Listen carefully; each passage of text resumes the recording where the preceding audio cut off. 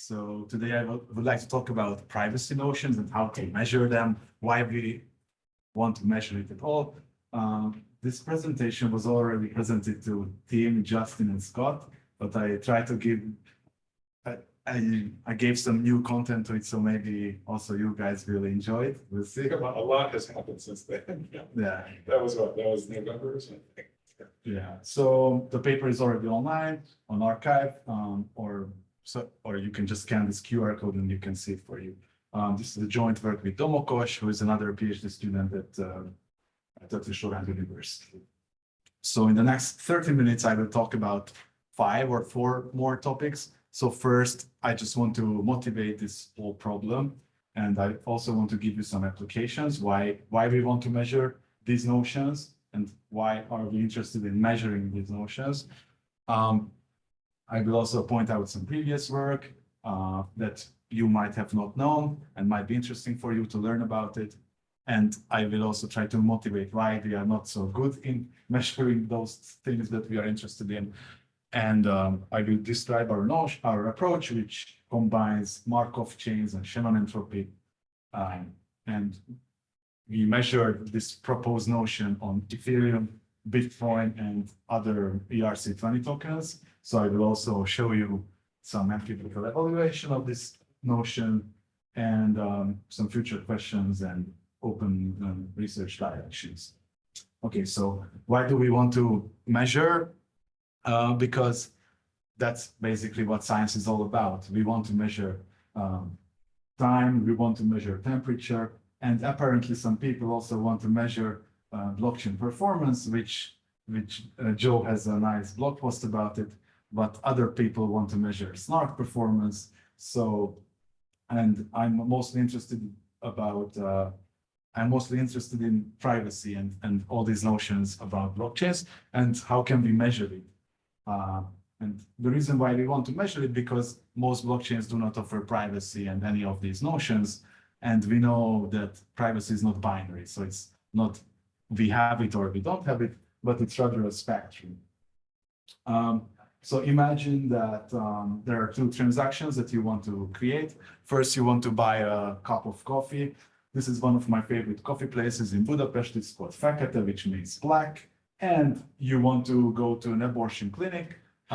So it might be the case that here it's not a privacy critical transaction. You just want to buy a cup of coffee, but on the other hand, maybe you want to do some abortion for yourself or for your girlfriend, wife, and you really need to choose the coins or addresses that you are spending at this transaction because you don't want to reveal your account balance or transaction history to the barista or the doctor at this abortion clinic.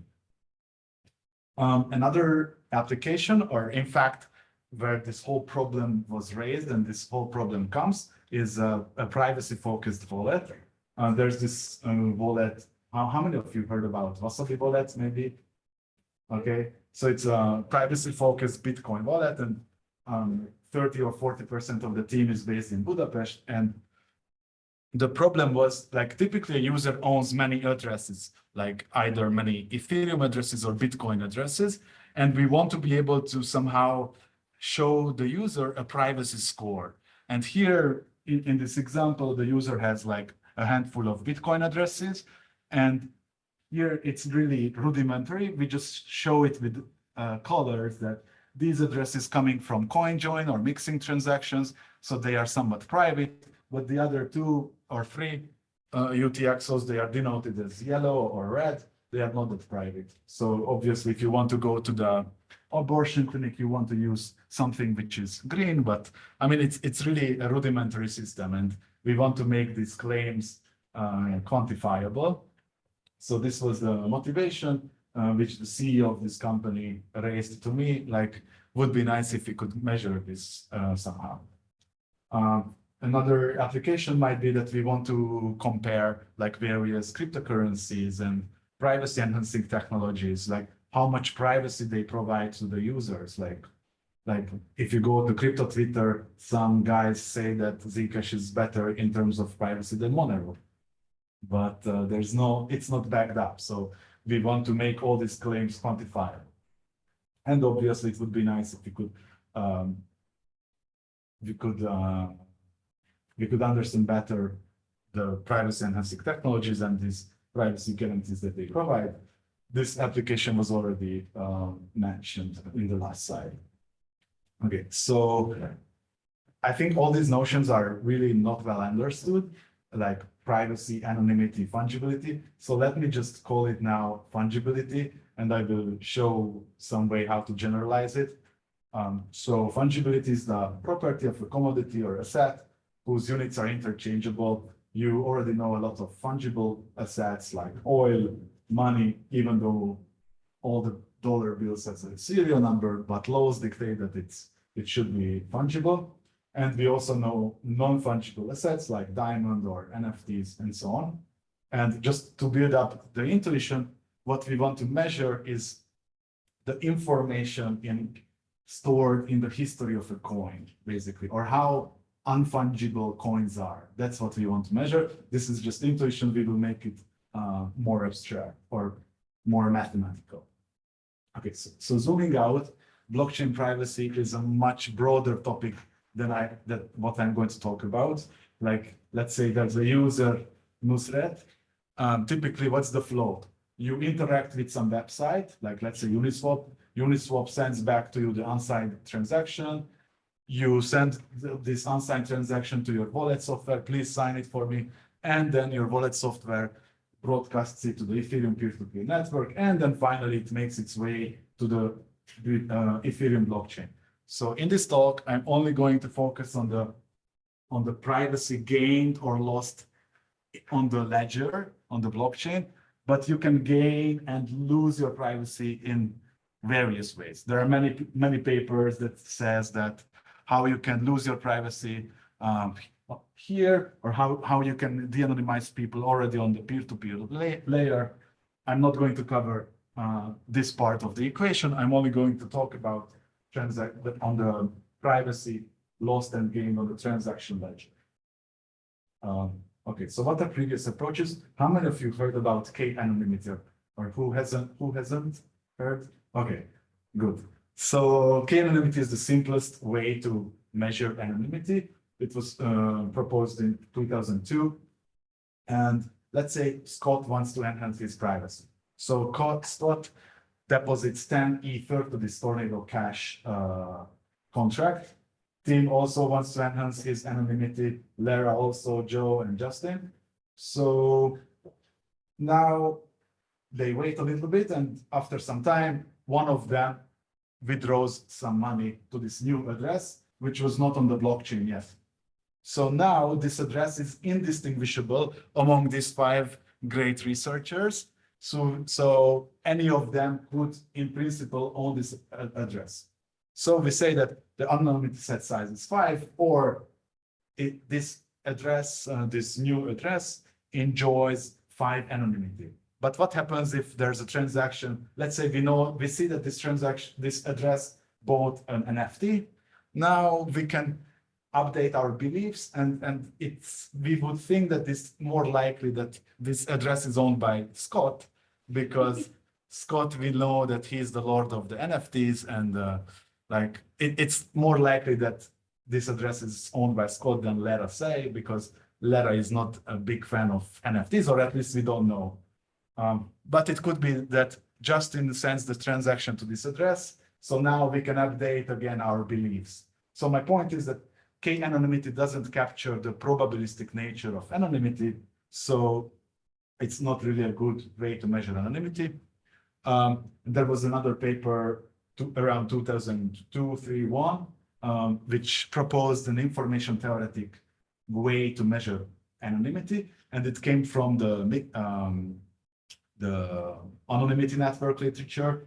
So essentially, let's say there's a website and people are browsing this website through Tor, and the website wants to guess like which user is watching this website, and the adversary outputs a probability distribution on the senders, on the users.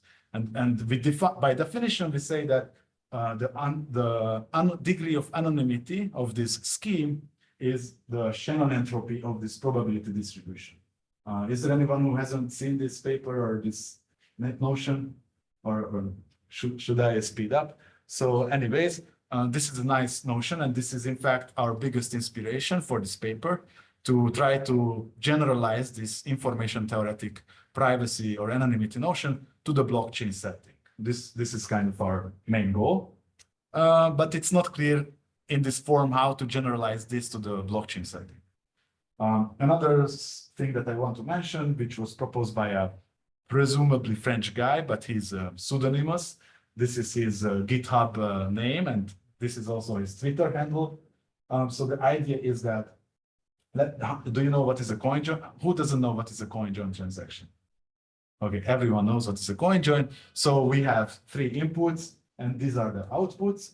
Now it's clear that this 1 Bitcoin belongs to Andrew, this 2 Bitcoin belongs to Noemi, but all the rest could belong to any of these 3 guys, with the constraint that 2 of these 4 Bitcoin input UTXOs should be owned by Eliza.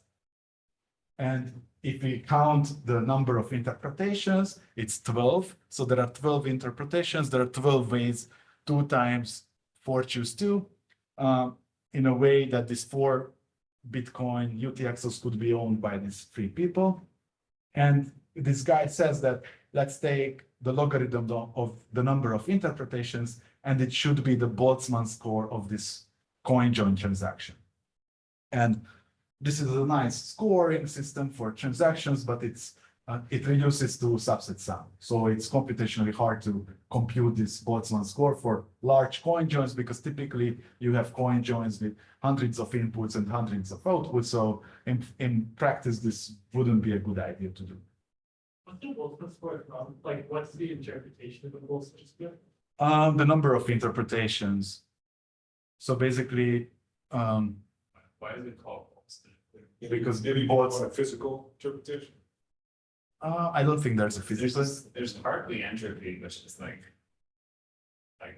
order 0, where you just count the size of the set that's sort of similar to this and has some of the same problems. Like this isn't taking into account probability. But yeah, maybe the main Boltzmann seems to come out of nowhere. I mean, Boltzmann entropy is also like k times logarithm of the system. Yeah, and there's no logarithm. You take a You're look. taking a logarithm at the end. Yeah. Yeah, that's it. Nothing. Given the assumption that all the interpretations are equally probable. Yeah. Okay, so we are not. So subset sum is only hard for like big numbers. Right, so you need big numbers in typical sort of coin join operations. Typically, you have like dozens or hundreds of users pooling their Bitcoins. Yeah, it's not the number of users, the question is like how many different values are there? So for example, if you restricted the inputs to all be between like, 1 and 100 or something, it Ah, would not be like that. I see. It would just depend on putting a solution. All right. I mean, yeah, you can assume that all the inputs are less than 21 million. Yeah. But yeah, typically it's less than like 100 Bitcoins there. So it's a good estimate. It's possible you can compete with possibility. Yeah.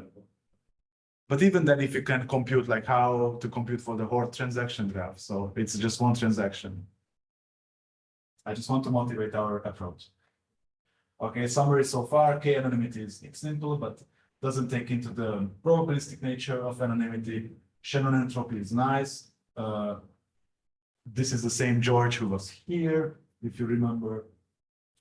And yeah, Boltzmann score is computationally not heavy then. So thanks to him. And now we know also this. Okay, so our approach. So what is the system model? The system model is that we have users, and the users just issue cryptocurrency transactions. So we only care about the blockchain. And the adversary's goal is to, if the adversary sees a Bitcoin UTXO, the adversary wants to know the money residing at this address, where does it come from? That's the adversary's goal, to figure out the origins of the money residing at a particular address. That's the goal. So this slide is maybe the one of the most important. So this is the core of the paper. Like if we have a transaction, now I'm only going to talk about UTXO-based systems, but for account-based systems, you can do the same stuff basically. For details, you refer to the paper, or we can talk about offline. So imagine that you have a transaction with 3 inputs, 3 outputs.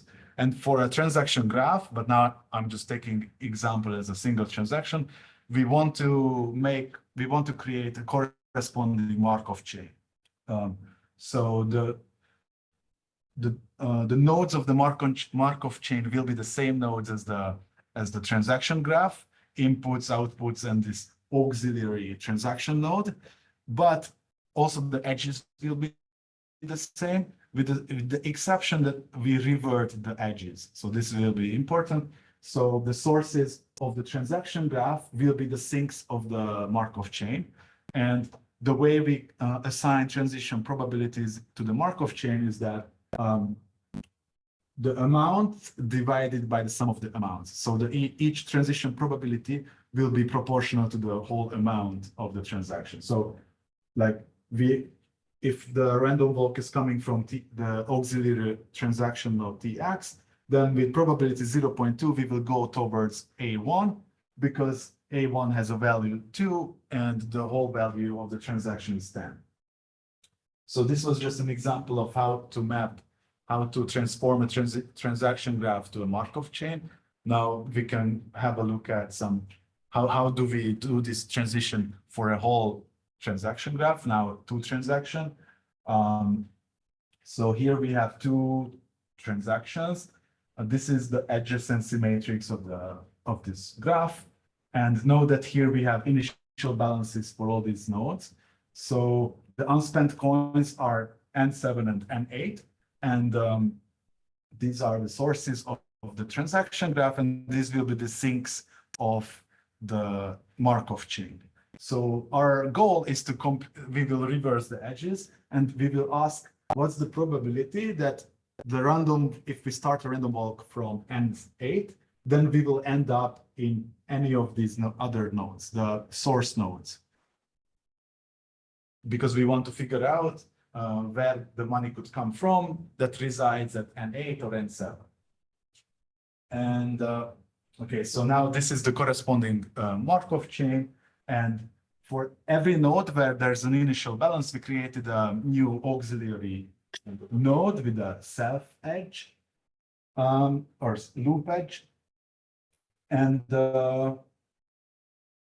okay, so the most important thing is that I will also talk about how to compute this probability, the stationary distribution of the Markov chain, but there's a matrix called P where the rows of the matrix will tell us the probability distribution, the stationary probability distribution. What is the stationary probability distribution? That if we start the random walk at N7 or N8, these are the nodes that we are interested in, then what's the probability that we will be absorbed here, here, or here, or here? This will give us, for each sources of the Markov chain, will give us a probability distribution. We take the Shannon entropy of these stationary distributions, and by definition, let's call this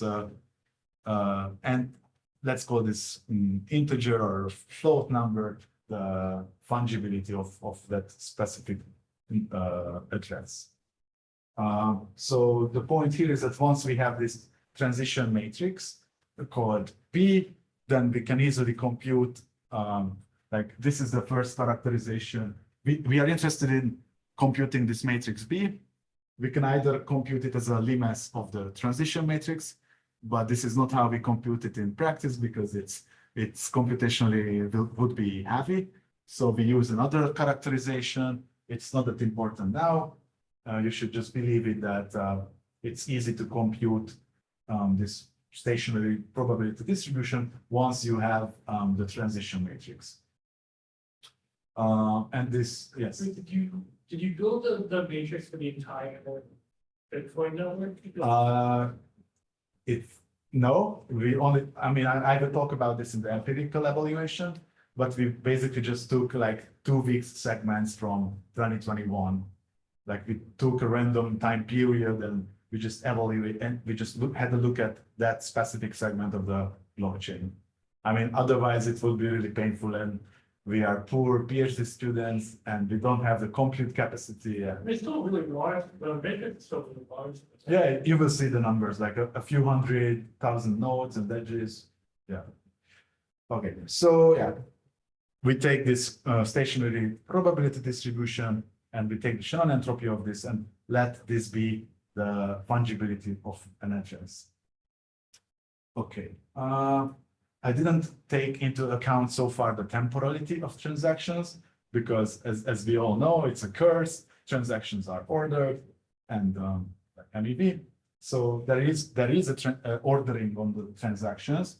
And so let's take this example where address A receives two transactions, TX1 and TX3, and sends also two transactions, TX2 and TX4.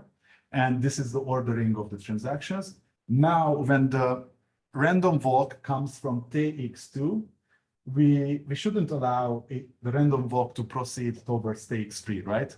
Because TX3 happened later than TX2. If we want, then we can take this temporality information into account, and this is the transition matrix. But if we want, we can also make the transition matrix in a way that we take this information into account and we don't allow the random walk to proceed into this TX3 node. So there are two fungibility metrics where we do not take into account the temporality of transactions and where we do take into account. And both of them are implementable and computable. How does that affect, like, intuitively the fungibility? Does it give you more information? I guess it's. I mean, my take is that this doesn't really, this is a little bit far from reality. So Yeah, so this kind of decreases the entropy, right? yeah.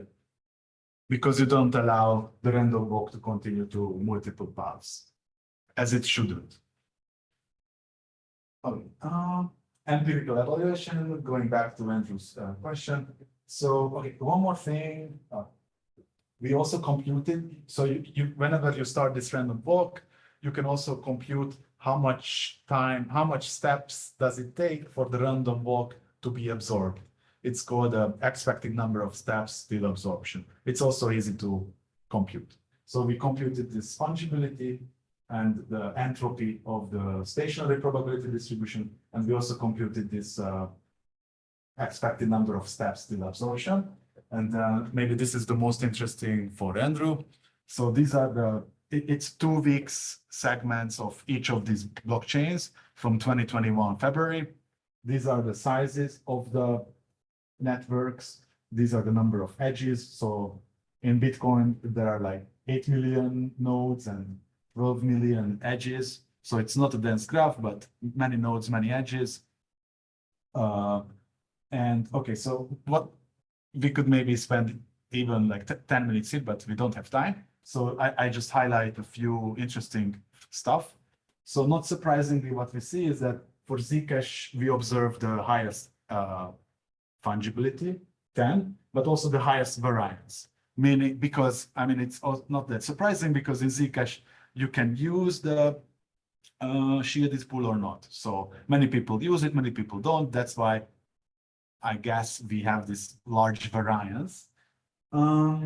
Interestingly enough, also, like we observe higher fungibility for Bitcoin than Ethereum. Other interesting stuff is if you have a look at the expected number of steps till absorption, like for a Zcash random walk, it takes a lot of time till it absorbed. But for instance, for Ethereum is absorbed really quickly. This is also intuitively makes sense because the Ethereum graph is really dense, like the whole DeFi ecosystem evolves around a few smart contracts. So it's not that surprising, but it's still I think interesting to see to be backed up by numbers. What would you expect the fungibility to be if like all the coins are perfectly fungible? Then What would the logarithm of all the coins. And so this is a histogram of the stuff. Histogram, so x-axis is fungibility, y-axis is the number of coins that have that many fungibility. And you can also see the green is Zcash, like how heavy tail, Zcash, how heavy tail it has. Yeah. Is fungibility normalized by the number of coins? You could, but no, it's not. I don't know if it makes sense to normalize. You say it depends, like the perfect fungibility would be like a network that has fewer coins in circulation in the first place, Yeah. can at best achieve lower fungibility. Yeah, that's true. I guess- But that's by design. I mean, you could, but I don't know if it achieves anything intuitively. That seems like Ma- ma- it's kind of like, I guess it depends if you want to consider like, oh, you use Zcash as information that identifies you. Or if you want to just think about within the ecosystem. Yeah. Okay. Yeah. This is the coolest picture or figure in the paper. So the x-axis is the expected number of steps till absorption, as the y-axis is the achieved fungibility. And intuitively, what we would expect that the longer the random walk is, the more absorbed you are in this graph. And this is exactly what we see. Each dot represents here one UTXO, and each dot represents here one Ethereum address. And basically you can see these nice lines. So the longer the walk, random walk is, the more fungible you are. So what are the limitations and extensions? So first is the biggest limitation is how we created the transition matrix. Because if you remember, we just take the amount of the coin and divided it with the sum of the amounts in the transaction. So the point is that we didn't take into account any external knowledge. And for instance, if there's a Tornado Cash transaction with 2 deposits and 2 withdrawals, and we don't know anything about the system, then the random walk coming from this direction, with probability 1/2, it could go this way or this way, right?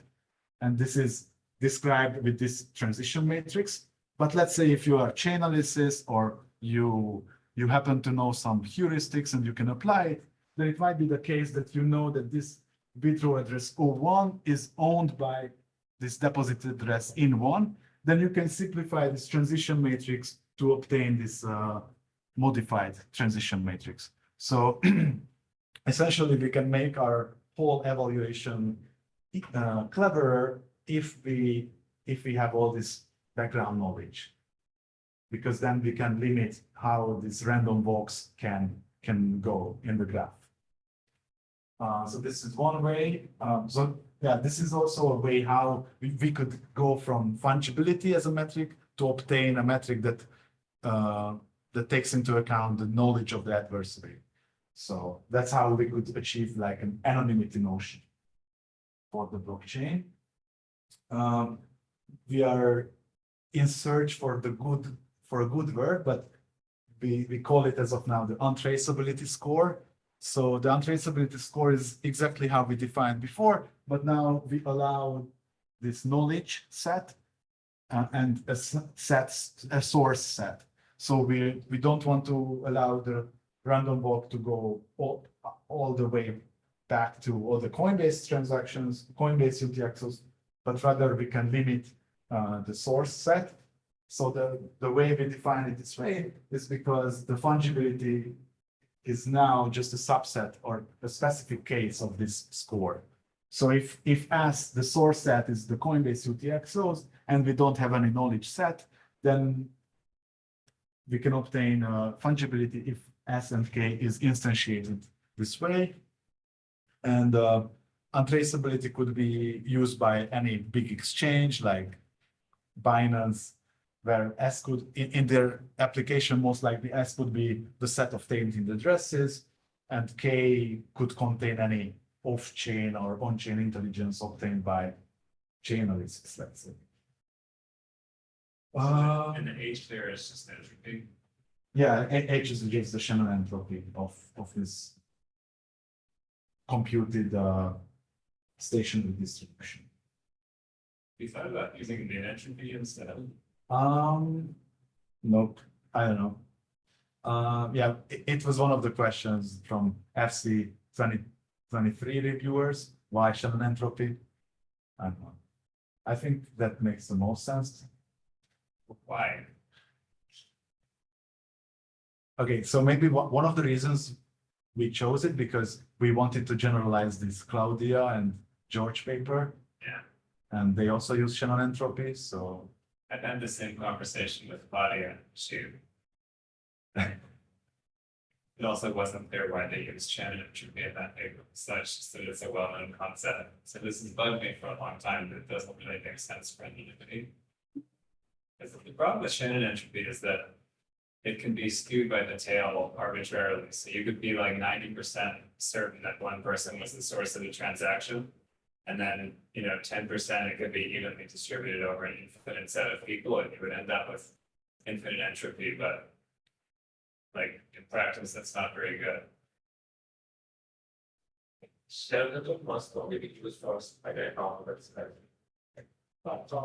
Well, yeah, I mean, as it goes to infinity, the Shannon entropy will tend to infinity, right? So, I mean, I think there's a justification for min entropy that it's not skewed by rare events. And it depends on what your attacker model is. A lot of the time, it's like you care the most about, how accurate their most likely guess is, right? I don't know, this is separate. This is like a can man that happens. Shannon entropy shows up all over the place, and there's no like clear justification for it. Yeah. Okay, so quickly, because my time is up, it would be nice if we could measure it for more cryptocurrencies, more narrow dash.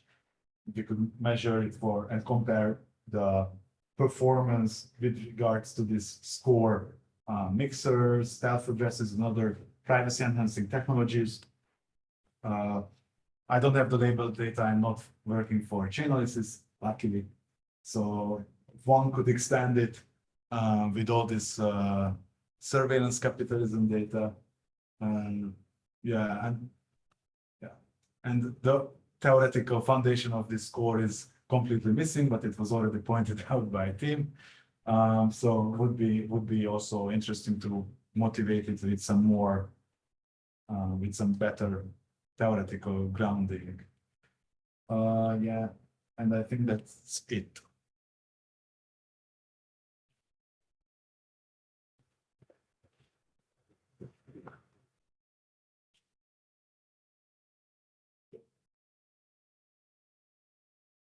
So what did the Wasabi person think about the solution?